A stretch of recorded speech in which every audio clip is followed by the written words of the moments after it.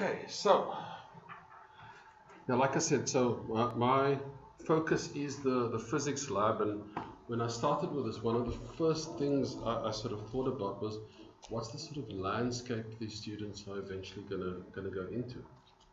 So, and I mean, the idea we have is to actually look at the labs not just in first year, but second, third year, and even honors, and make sure that that alignment, builds the sort of correct momentum. Or educational momentum. So, the things I looked at, I mean, the 21st century, are you guys familiar with these what they call wicked problems? So it's problems that are ambiguous, there's no clear solution path. And that's the kind of problems our students are going to be working on. It's all part and parcel of what is called the fourth industrial revolution. Rapidly evolving technology. I mean, I don't even try and keep up. When I need to learn something, I learn it, otherwise I don't. It's on a need-to basis. And then big data. I mean, UWC has now got this new Big Data Institute as well. Because with the SKA, for example, we're talking about petabytes of data per second. A lot of movies per second. So, and that's the kind of stuff our students do need to get used to. So I'm measuring G at 4 different heights, 4 data points. They need to have something else as well. What I meant to ask is, who are the physics and who are the maths people? Yeah, all physics and maths people. Okay, physics and maths, okay. So physics and then applied physics. You want to know who are the physics and who are the maths? Yeah, just out of curiosity, who's the... so everybody has physics and maths. Yes. Some of us are more maths than physics. But everything's ultimately applied physics, so... So one of the things I looked at in terms of designing, I mean, people talk about blended learning and using clickers and stuff. It is not straightforward. It is harder work than the traditional approaches. It's a heck of a lot more work. And so what I looked at was sort of Anderson's interaction theory. So basically you've got your teacher, your student, and the content and technology in terms of physics. Right? Those are sort of the basic interactions. But a very, very important issue with the code. An important one is your student-student interaction as well. I mean, we know with WhatsApp, when I was a first year, if you wanted to talk to somebody else outside of varsity, you either had to get in the car and go and visit them or walk, or you had to phone them with one of those phones where you actually, use the dial like that. These days, it's all about WhatsApp. The students all have their own groups and everything. And you walk past students, they're looking at some solution that somebody sent them via WhatsApp. So that's all changed. But also, how the student engages with content and with the technology has become so important. So the sort of design considerations I came up with, what I'm aiming for, what they call in physics are the content-rich problems, or the ill-defined problems, or complex problems. So it's got a whole bunch of names. Essentially, you don't give the student all the information. They have to figure out what information is missing. They then have to figure out how to acquire that information and then use it. So and in terms of the practicals, we run these sort of pracs over many weeks. So that's sort of based on the sort of PISA test, where they test the sort of domain general problem solving skills, design thinking, and also what the software engineers call agile thinking. And then project management gates. So before you continue, you must meet certain requirements to move on to the sort of next phase. And then I seem to have become obsessed with iteration. So with the design pracs, for example, it's, the students iterate. They have to go and do stuff and find out, expand the knowledge and converge the solution space, is the way I look at it. And then scaffolding the technology. So in spite of this being the 21st century, what's the year? 2018 this year? something like that, I've lost track. We still have about a third of the mainstream physics class who have not used computers. So about a third, 30 to 40%. First years. First years, yeah. But it gets worse than that. They're not, because of the program, they're not allowed to do stuff like computer literacy. So they, I know it's bizarre, but that's the kind of challenge. So how and when we introduce technology, if we introduce too much too early, so essentially the first term was no technology. Everything was paper-based, they hand in. The second term now we're starting to use stuff like Word and Excel, and those people with problems, we assist them. And we started using the learning management system as well. Once we move into term 3 and 4, we'll be shifting to stuff like Google Drive, etc., online collaboration. So it's deliberately scaffolded in that way. So those guys who have not had the exposure have time to actually catch up with the other guys. And I guess the sort of holy grail is developing this, what the sort of buzzword at the moment, critical thinking. Getting students to actually ask the right questions. And I'm at the point now where they do something and I don't have to ask the question anymore. I ask them, what do you think I'm going to ask you? And then they've started asking those questions themselves now. So how do we use technology to support these interactions? So at the moment I spend a heck of a lot of time in face-to-face sessions with the students in the labs, but also compulsory small group consultation. So my contact time is probably 20 hours or more a week at the moment. That direct face-to-face with students, and it's tiring. I think my wife thinks I'm having an affair. So one of the things, so I've got a zero budget. So what can I do with a zero budget? That involves data, involves technology, involves interactions, involves the student. And these are amazing devices. Absolutely amazing. So virtually every smartphone these days has an accelerometer. So with an accelerometer, I can measure acceleration. And then with a bit of maths, I can get down to the sort of position time type data as well. And that's what this is for. If you're feeling really brave, anybody feeling brave? Because I want to strap your cell phone in here and then throw it. Volunteers? You got a nice phone there with you. So again, it's one of the zero budget things, but you can do projectile motion, for example. And there's a particular app. What was that? Big Brother's watching. So there's a particular app where I started talking to the developers as well, where you can tap into whatever sensors the phone happened to have. So with a camera, I've also discovered recently, you can actually measure gamma radiation with your cell phone. Very, very crudely, but you can. The radiation interacts with the CMOS sensor that the camera uses.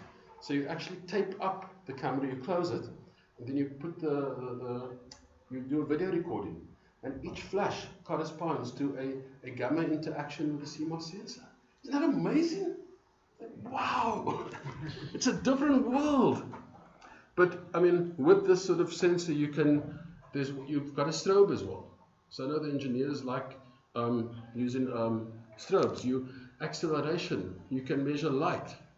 So as light falls off, 1/r squared. You can do that kind of experiments with a phone. But besides this, have any of you been to UWC Physics? So just outside the building, there's a merry-go-round, and there's swings. Yeah. That's not for the staff. It will be something.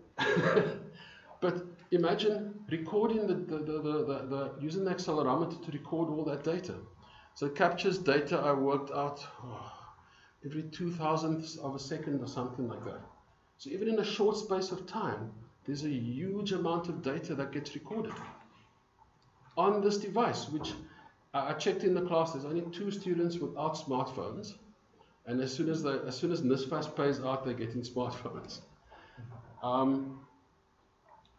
But even if they just work in groups, so they can record what does the acceleration time graph look like if you're in a lift and you go from the bottom floor to the top floor.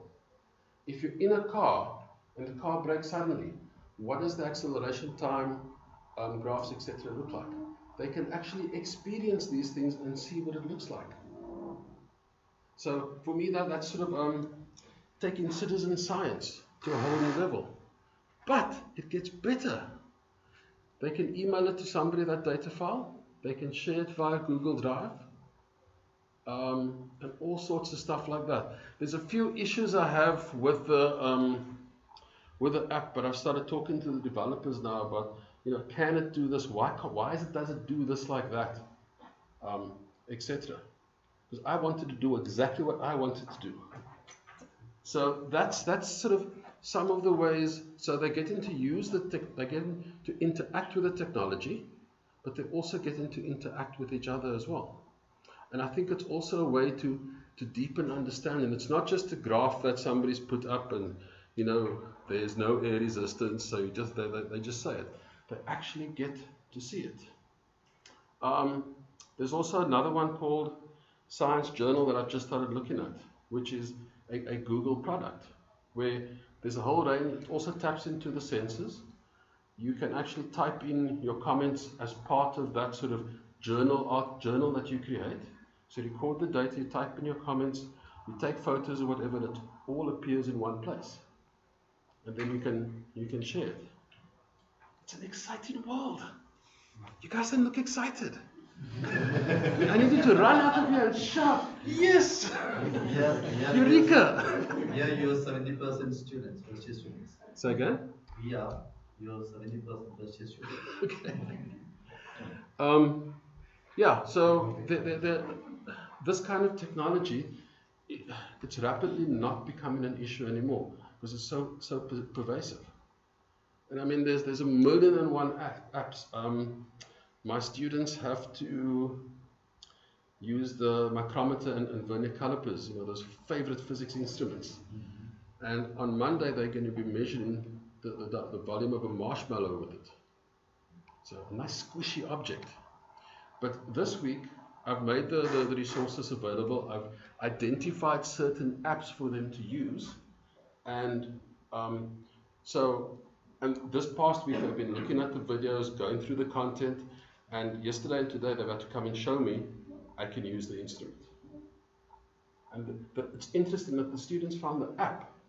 So a vernier caliper app on the phone and a screw gauge app on the phone. So wherever they are, they can play around with it. Oh, what's that? And the one actually allows them to do self-testing as well. So those who actually use the app have found it incredibly useful. But again, it's that, getting them to accept that technology is the norm. And we live in this big sort of technology society. I'm also looking at stuff like, so how big do you think that accelerometer is? Do people still know what stamps are? The stuff used to put on envelopes. I vaguely remember it. But that thing is probably the size of one of the smaller stamps. So that's an accelerometer that goes into these things. $66 for it. 66 rand for that accelerometer. So that's one of the things this June vacation, I want to see if there's any storage ability on board, or how can I add that? I know you can add it to what they call one of these Arduino boards. And then you can throw this around with gay abandon, you can attach it to a arrow and look at projectile motion like that. But it's changing the landscape of what the students can do and where they can do it and how they can talk to each other about it as well. So this app, I forgot, you can also WhatsApp the files to each other. So students will love that. It's WhatsAppable. And one of the things with these small sessions I'm having in the iteration. So yeah. Are you talking about a particular app or never? There's a lot of apps out there. There are a lot of hoax apps out there. So I've been going through apps, figuring out, okay, this one works properly. No, this doesn't make sense. And no. So I've now settled on one or two apps that I've tested and I've tried, and I still want to do more testing on it.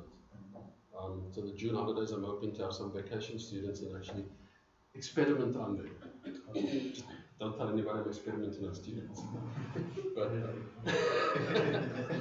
but yeah, so in this case, it is a particular app because I sort of filtered through all the stuff that's out there. So I think it's called Physics Toolbox. So, yeah. Yeah. But if I got the name wrong, and I can't guarantee I've got the name right, I'll give you that later. Yeah. But I mean, they have these devices, and it's not just about photographing a solution and WhatsApp in it. But we're not touching the potential of it.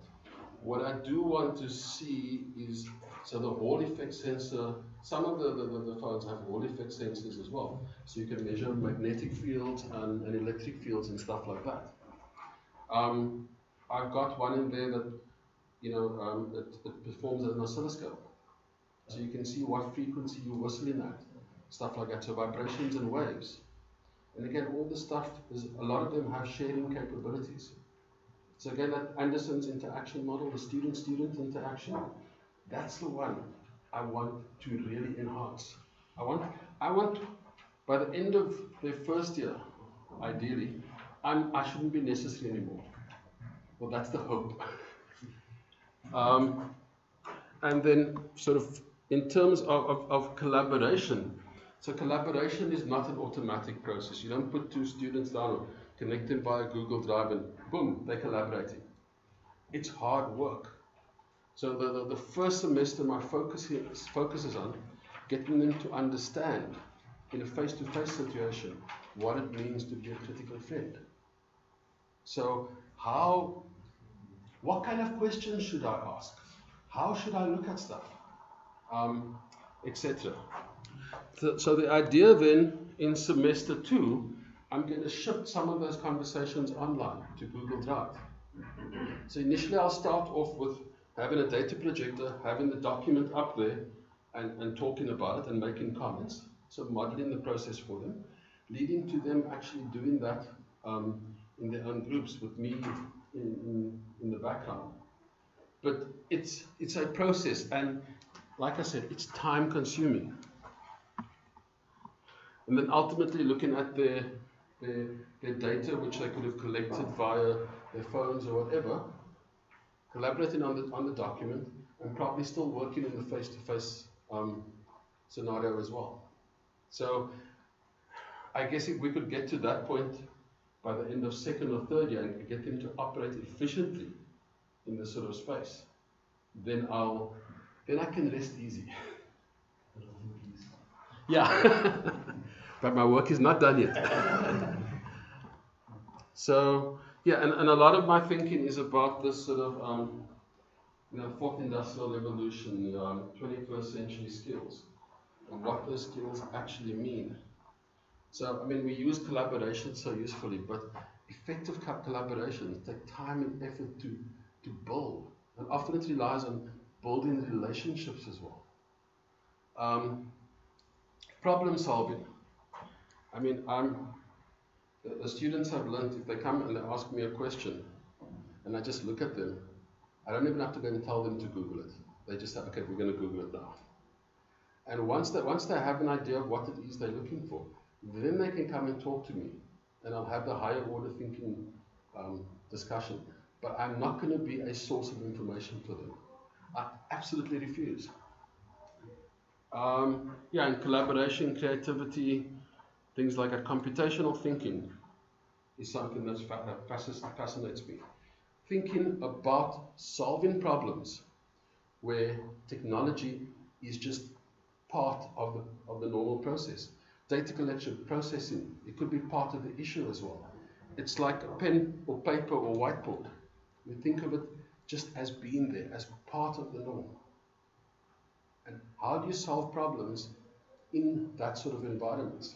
because it does require slightly a different skill set to the sort of 20th century problem solving. I like to think of one of the senior guys in the department, Rabbi Lindsay. So when he was a student, he actually used punch cards. I don't know if anybody else used. Yeah. Okay, so the weather's nice today. I've never seen a punch card. I've seen people. Can give you one. But the kind of stuff he did with punch card, it was the exclusive few who could do that. These days, doesn't matter where you go, business, industry, engineering,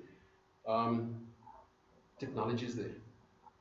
And you need to be able to use it and not be a slave to the technology. I mean, I think about the place I used to work at out in Sac Circle, where the fiber industry, where if one was to establish a plant like that now, things would be measured online. The labs that was filled with people would now be automated with tons of data going to you know, what's the management, what do they call it? MSA, MSO, but some sort of repository that could then be sliced and diced by the technical people. We need to produce students. That's my aim, who can work in that sort of environment. A data-rich, where data is everywhere, information is everywhere. But they need to be able to decide what they need to do, how they need to do it. So, yeah. And you sure I can't use you? See, he's put his phone away now. But it is, what you can do with these devices now is, 10 years ago, I don't think, wasn't even in Star Trek. Okay, so that's short and quick from me. Thank you. Why do you use my phone? Is it insured? So you have to have the app installed. And one of the things, if you actually strap it to something like this, is accessing the necessary buttons. So that's one of the things I'm talking to the developers about. So in the physics, you do free fall stuff, right? Now, there's another app that allows you to move your camera forward one frame at a time. So if you have some measurement device there, so one of the apps, one of the packs I'm busy redesigning in terms of that is a coffee filter that's dropped from a height. So it reaches terminal velocity fairly quickly. And with this, you can then actually work out what the velocity is. If you know the velocity and you measure the size of it, you can then work out the coefficient of drag. So and the students don't have to be on campus to do that. They can do it in their bedrooms. So again, that's the whole philosophy I'm working on, where technology is just a seamless part of what they do. Yeah. So in first year lab, how can you compare the traditional lab benefits and the technology-based lab benefits? For example, you are talking about free fall, or maybe compared to a simple printing.